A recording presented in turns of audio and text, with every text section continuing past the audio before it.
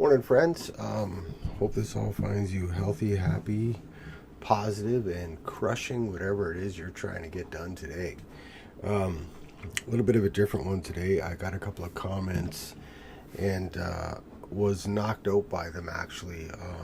One in particular comes from a friend of mine who, as it turns out, is doing some of his own stuff out there in the ether, and I had no idea. So, congratulations, brother. I look forward to seeing a lot more work from you. I really do. You have a lot of wisdom to share, and it means a lot to me that I'm not alone out here trying to get what I've got and give it away.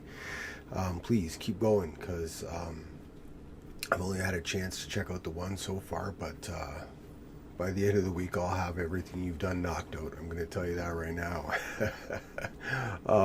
Having said that, it was interesting to get some comments and some input, and to know that what I said at the very beginning of this was, if there's one person you can connect with or one person you can help, that's all we ask for. And I've certainly done that, and then some. I've connected with a few people, so more than one is overwhelming, to say the least.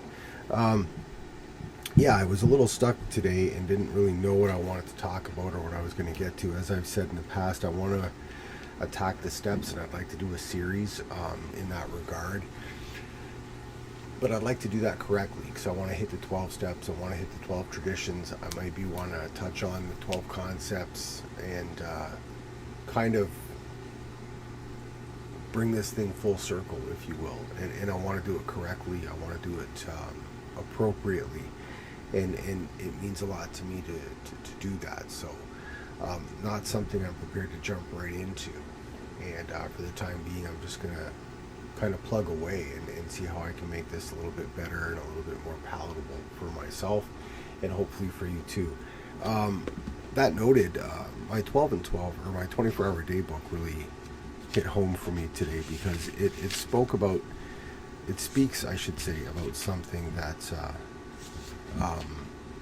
was rather relevant for me early on. And I'll just give you the first little bit here. February 9th, A.A. thought for the day, 24 hours a day.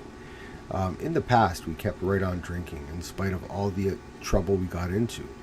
We were foolish enough to believe that drinking could still be fun in spite of everything that had happened to us. When we came into AA, we found a lot of people who, like ourselves, had had fun with drinking, but who now admitted that liquor had become nothing but trouble for them. And we found that this thing had happened to a lot of other people besides ourselves. We realized that perhaps we weren't such odd ducks after all. That wasn't my story. And I love that the 24-hour a day book kind of brings these ideas home for all of us, because when we get deeper into the steps, and we head out into deeper water, and we start putting a few 24 hours behind us, and really try to grind away at the day-to-day life, we start to be able to kind of separate ourselves and pull away from the pack a little bit, if you will. We start to get a sense of our own story. We start to be able to define kind of who we are in the program. And that was incredibly important and enlightening for me, to recognize that I had my own story to tell. I had my own experiences. And in meditations like this, in moments like this, I can connect by defining my own story, as opposed to some of the more generalized stories. In my own case, I probably drank my first beer 7 or 8 years old. I remember clearly going to one of the little scout camps out by where my aunt and uncle lived on 5th Concession at Anderton in River Canard. It's a place that we would go to often. We'd take the canoes there. My cousins and I, we would portage the canoes from my uncle's place all the way up to the creeks. We would canoe around, find a place to camp. I'm sure one of my older cousins had stole a couple of beers, a couple of stubby little Molson Canadian bottles out of my uncle's fridge. And that was the first time I'd ever tasted a beer. And what I've told in the past and what I remember mostly wasn't how the beer affected me, wasn't how it tasted. I didn't particularly like the taste of beer. That was something I developed over time. It was the dishonesty, it was the sneakiness, it was the sense that I had gotten away with something. That stuck, and that was powerful. There was never a grooming or a growing period for me. From that moment on, every time I consumed alcohol, it led me to other things, and those things led me right back to alcohol. Doesn't matter what those things were. Every time I consumed, I did so for one goal, and that was to get absolutely obliterated. There was no concept of social drinking, there was no concept of socializing with people, there was no idea that I might relax a little bit and it might, ease the stresses of a day. There was no enlightened thought process. It was drink to get obliterated. From the time I started, day one, not that I drank to get obliterated when I was 7 or 8 years old with my cousins, but from the time I started to actually use this stuff the way I intended it to be used, I drank to get obliterated. That's it. There was no learning curve for me to get there. And eventually, I became a full-on, blasted out binge drinker. I would get completely obliterated, and then I couldn't even smoke a cigarette for the next 3 days. It disgusted me to even smell it in my house. And that was, toward the end, probably one of the worst aspects of being married to me. And to this day, something that when I revisit these moments and these memories, I feel a deep sense of regret and guilt for what I put Sarah through. This poor thing had no idea. This poor woman had no idea what she was getting into at that point. That was me. That's who I became. I would get completely obliterated and be disgusted for a week afterward until I felt better and I did it all over again. And in between time was I couldn't be around cigarettes, I couldn't be around anything, I couldn't stand the sight of it in my home, in the rooms that I lived in. I couldn't even look at it. Cigarettes, booze, anything, empty bottles, it had to be cleaned up and put away.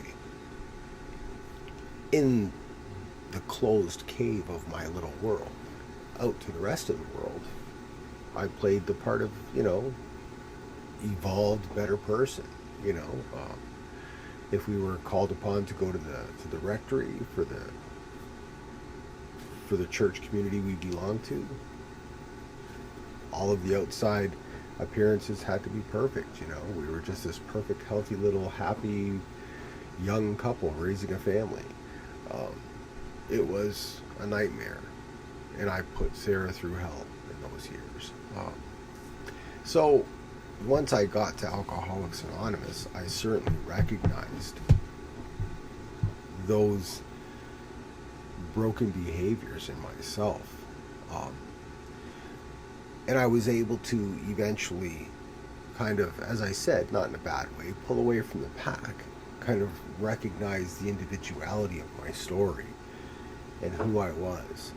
And I did that by connecting the dots and listening to the other people at the closed tables and studying and pulling apart the pages in these books and rereading and reading and reading again and making notes and getting with other people and having study sessions and making more notes and going through the steps and going back and going through them again. Understanding again the individuality that is who we are. It's for me, it's a gift. It's a gift that we're given as we trudge that road to happy destiny. It doesn't come overnight, and it doesn't get handed to us on a silver platter. It's that thing that we work for to truly understand who we are and gain power from that. All of it. The scabs, the skeletons, the brokenness, the nasty stories we don't want anybody to know about, to the good things. And we understand the good things by understanding the bad things. I heard one of the old timers tell me early on, one of the most important things that I've gained going forward. And I think I'll leave it with that. Hopefully this has been cohesive. Somebody tells you, go build a mountain. How do you build a mountain? How do you do that? You have to dig a hole to start making that pile. You have to take your shovel, dig a hole, make the pile. Make the pile bigger. Make the pile bigger. Grab whatever things you can grab and throw them onto that pile and make that pile bigger. The idea being that you can't build that mountain without digging the hole. You can't create this massive thing without taking from something else. There's no light without darkness. And I think that's an important thing that we all have to connect with right now at this point in our history. Globally, in our small communities, in our country, there's no light without darkness. We never get to realize the true potential and beauty of who we can be until we embrace all of it. We're fallible, we're broken, and we're supposed to be. That's how we learn. That's how we get better. We have to embrace all of it. And that's what I was able to do. And by understanding myself and kind of pulling away from the pack, realizing the uniqueness that was me in a positive way, and then being able to share that with others openly, made me everything that I am and everything that I want to be today. It allowed me to see my opportunity to share all of myself with others, and that's how we give back, right? That's how we fill tanks. We get into those dusty church basements. We get into those community centers. We get with other people just like ourselves, and we learn that not only if we open ourselves to these things can they fill our tanks and keep us feeling healthy and empowered, we can return that favor and we can empower others. And it's a powerful place to be. It really is, and I'm grateful for it. So hopefully that's been cohesive. Hopefully I've been able to connect a few dots today. I always worry that I'm babbling on, but I'll leave it at that, watch it back, and pray that it makes some kind of sense. Take care, guys. It works if we work it. One day at a time. Be good. Bye.